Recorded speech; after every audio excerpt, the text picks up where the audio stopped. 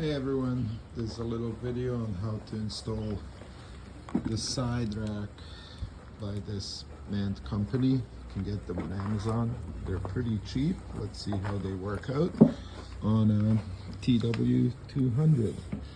And they're supposed to sit right here where the passenger peg is, and they are supposed to connect and tie up to the subframe. So let's see how they work out. Of course, the first step is to remove the seat. Once the seat is off, you're going to encounter these two bolts right here on the plastics.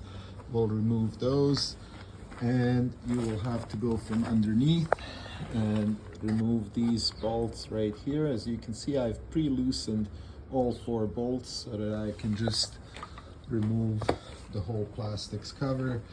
I'm hoping to just be able to wiggle it out without having to remove my rear rack.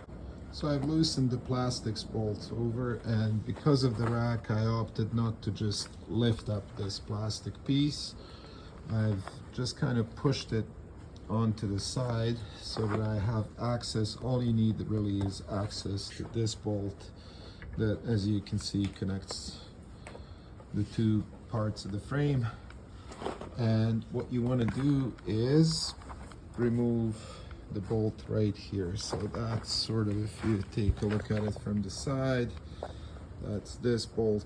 It's the sort of last bolt connecting the 2 pieces, and you want to remove it. It's also a 10mm. All I've needed to use so far is this little 10mm wrench, and seems simple enough. Now you'll have to replace it with the long screw here and a little spacer, rather big spacer. So as you can see, there's these 2 long screws which have to be kind of replacing the original one that was just connecting the 2 pieces, and they actually thread in, right? That's pre-built inside so that you can just kind of finger tighten it, and then in the end it's an Allen key. Once you thread it in, it should be sort of protruding right out.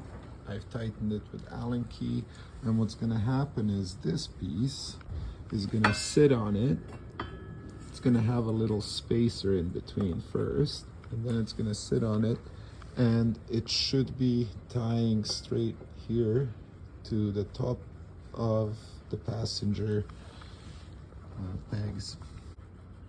So I just moved the plastics over again to the other side, and here is the other bolt. As you can see, not sure if that's stock or not, but it's running a wire right next to it. Just be careful not to mess with this wire. You can sort of move it out of the way. Take a little key, size 10 again, and they're pretty easy to move. It's not connected with super torque or anything. Okay. And on the other side, again, the Allen key, the only 2 longer bolts, and you can just kind of hand thread it right in there until it's fully threaded in, and then just tighten it as much as you can with, or what feels right, with the Allen key. Right, once you've threaded those in and secured them with the Allen keys, just put the plastics back on. 2 bolts here, 2 from underneath, just like you took them off in the same order. And there's these little grommets as well, which I forgot to mention. They all just pops out. Pop these back in, and your holes will align. Next thing is to loosen these foot pegs, and actually I'm hoping to just loosen the bottom one and just take this bolt right out. It's also right there, Allen. All right, after you remove the top bolt out of the foot peg, passenger foot peg, I'm gonna now install this longer one that comes in the kit. The longer bolt, because I think the original is too short for it, plus this one can be secured in the back by a nut. And I'm gonna place the rack in. It's gonna go through that and the foot foot peg, and it should be connecting right to the previously installed long bolts that are protruding from the frame. Just screwed the peg back on it, placed the rack in between, and placed it right over the long screw with the spacer. Secured that with a nut right there. I don't know how much you can see, but hopefully you can see how it all sits. And then with your Allen key, you're gonna tighten this as much as you can. It goes straight into the last piece to connect is this little rod, which will connect the two sides, and it's pretty simple job. 4 bolts like this with 2 spacers, one for the head, one for the nut, and you put them through 4 of these. They line up perfectly and the rack will be installed. All right, and once you're done with that, that's sort of what the rack looks like. Has this support bar right here. This is the muffler side, and